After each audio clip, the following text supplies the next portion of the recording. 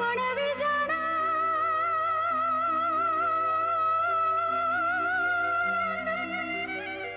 વિજાણા ન થઈ છું હું પાંગળી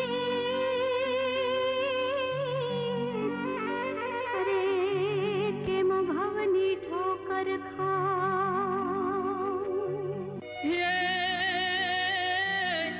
હોળ પાછી વેદાતણી અને પાંગળી હોય તો પાળશું પણ કાંધે કાંધે કવડ ફેરવી